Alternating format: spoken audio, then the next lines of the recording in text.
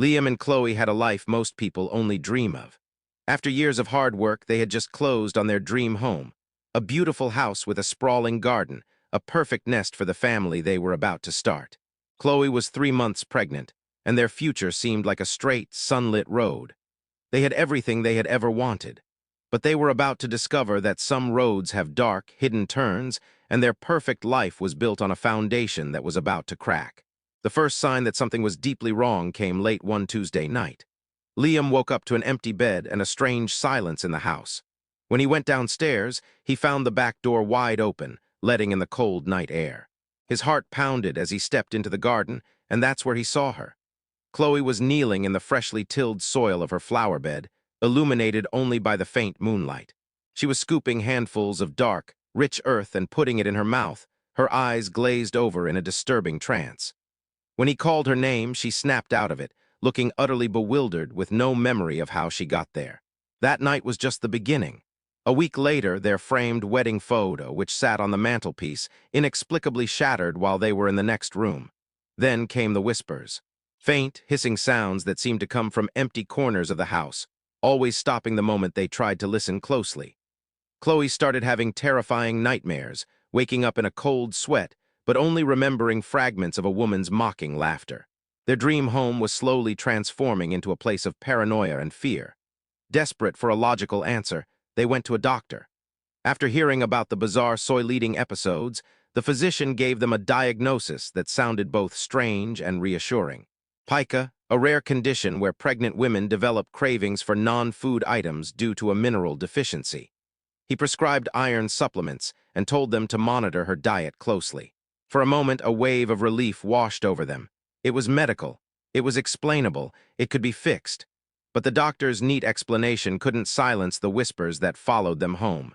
The supplements didn't stop the nightmares, which were now becoming clearer.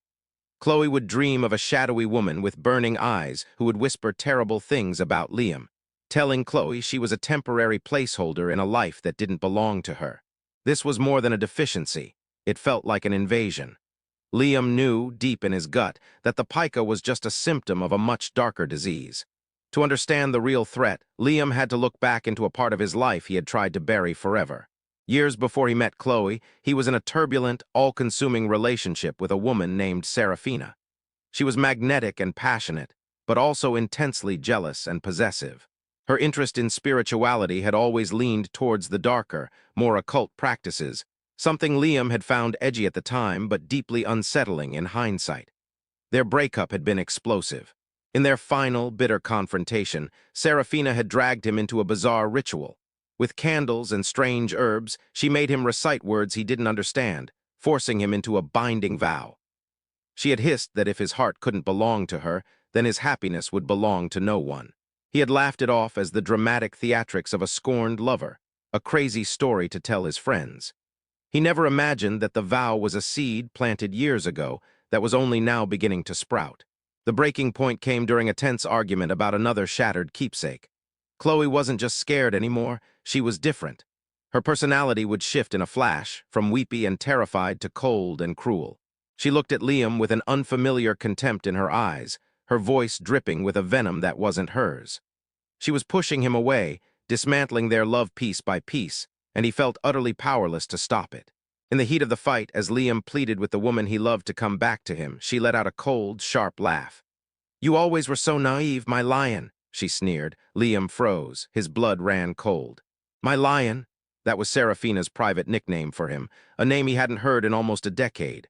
A name Chloe could not possibly know. In that horrifying instant, he understood. Chloe wasn't sick, she was being erased. Shaking, Liam fumbled for his phone and called his aunt, the one person who had warned him about Serafina all those years ago.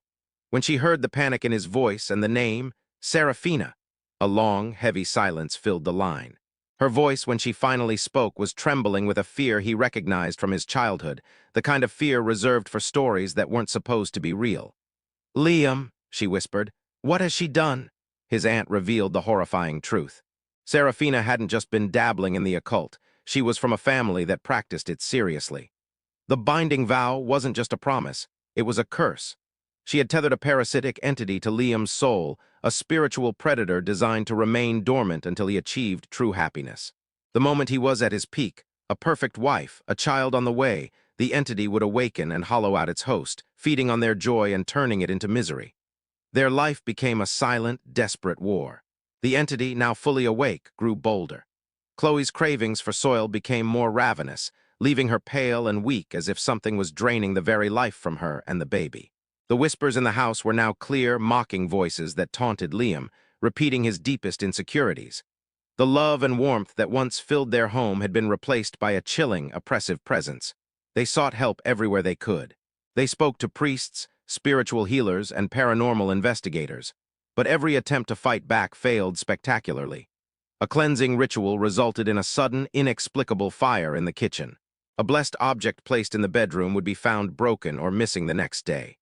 The entity was intelligent, malicious, and always one step ahead. They were completely and utterly alone, trapped in their home with a monster that wore the face of the woman Liam loved. Their last hope came from a dusty, ancient book his aunt had found. It spoke of curses like theirs and mentioned only one way to break them, a counter-ritual of immense sacrifice. The book was chillingly clear. To sever the entity's connection, the one who was cursed, Liam, had to willingly offer up the very thing the entity had come to destroy. He had to sacrifice his happiness, specifically his memory of his love for Chloe. He could save her, but she would become a stranger to him. They were left with an unthinkable choice. Liam could perform the ritual, save Chloe and his unborn child from the malevolent entity, but lose the love that had been the greatest joy of his life, potentially forever. Or he could refuse and watch the woman he adored be consumed by a darkness summoned from his own past. The battle for their future had come down to one impossible decision, and the clock was ticking. What would you do?